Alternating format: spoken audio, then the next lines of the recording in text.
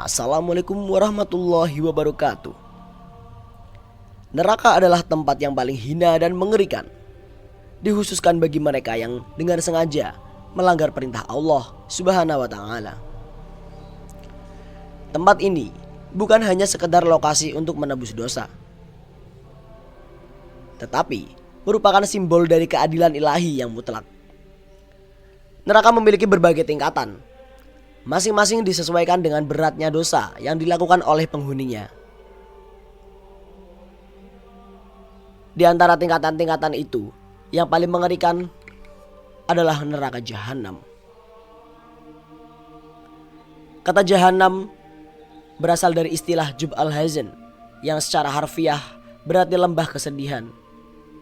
Nama ini bukan hanya sekedar sebutan, tetapi menggambarkan kedalaman penderitaan dan kehancuran yang tiada tara.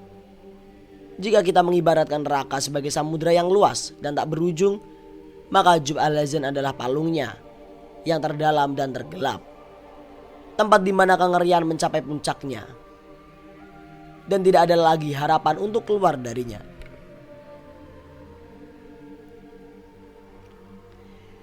Di dalam jahanam, penderitaan bukan hanya bersifat fisik, tetapi juga psikologis, di mana setiap jiwa yang terperangkap di dalamnya akan merasakan kesedihan yang tak terhingga, kesengsaraan yang terus-menerus, serta penyesalan yang mendalam atas segala perbuatan buruk yang telah dilakukan. Ini adalah tempat di mana segala kebahagiaan hilang dan hanya tinggal sisa-sisa ketakutan serta kepedihan yang abadi. Dengan demikian, neraka jahanam menjadi peringatan bagi semua manusia bahwa kehidupan ini adalah ujian yang besar. Setiap tindakan memiliki konsekuensi, dan bagi mereka yang memilih jalan yang salah, ada lembah kesedihan yang menunggu di ujung perjalanan mereka. Semoga kita semua dilindungi dari kegelapan itu dan selalu berada di jalan yang diridhoi oleh Allah Subhanahu wa taala. Neraka jahanam bukan sekedar tempat siksaan, melainkan juga tempat yang telah ditetapkan untuk individu-individu yang namanya telah disebutkan secara khusus dalam Al-Quran. Mereka adalah sosok-sosok yang sepanjang hidupnya telah terjerumus dalam dosa-dosa besar, perbuatan zalim, dan kedurhakaan yang tiada ampun.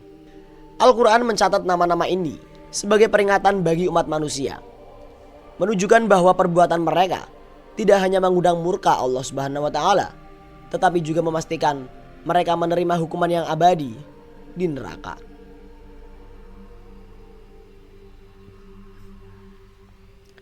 Nama-nama tersebut mencerminkan berbagai bentuk kesalahan besar yang telah mereka lakukan, mulai dari kesombongan yang luar biasa, pengingkaran terhadap kebenaran, hingga kekejaman yang tak terbayangkan terhadap sesama manusia.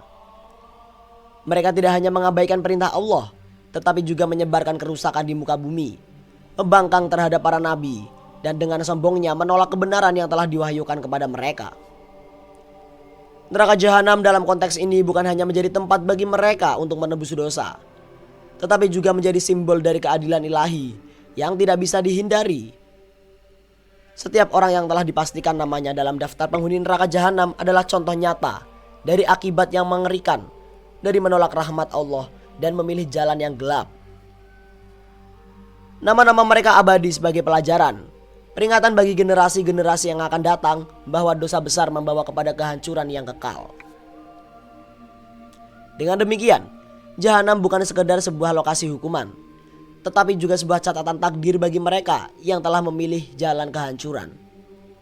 Ini adalah pengingat bahwa kehidupan dunia bukanlah tanpa konsekuensi, dan bahwa di akhirat setiap tindakan akan diperhitungkan dengan teliti. Semoga kita semua dijauhkan dari dosa-dosa besar dan selalu berada di bawah lindungan rahmat dan hidayah Allah Subhanahu wa taala. Adapun daftar orang-orang yang masuk neraka jahanam sebagai berikut, seperti yang tertulis dalam Al-Quran. Yang pertama yaitu Haman. Haman, ia adalah seorang arsitek yang disebut 6 kali dalam Al-Quran, bukan karena kebaikannya, tetapi karena kejahatannya. Ia membangun piramida atas perintah Fir'aun untuk mencapai pintu langit dan melihat Tuhannya Musa. Namun niat jahatnya berujung pada kehancuran, dan Haman mati tenggelam bersama Fir'aun dan bala tentaranya di Laut Merah. Yang kedua, pasti sudah tidak asing lagi buat kalian, yaitu Abu Lahab. Abu Lahab yaitu paman Nabi Muhammad SAW, terkenal karena kebenciannya terhadap Islam. Ia tidak hanya menolak ajaran keponakannya, tetapi juga menunjukkan permusuhan besar terhadap Nabi dan Islam. Kebenciannya yang mendalam membuat namanya diabadikan dalam Al-Quran sebagai salah satu penghuni neraka. Setelah kematiannya, jasadnya membusuk dengan cara yang mengerikan, sampai orang-orang enggan mendekatinya karena bau busuk yang luar biasa.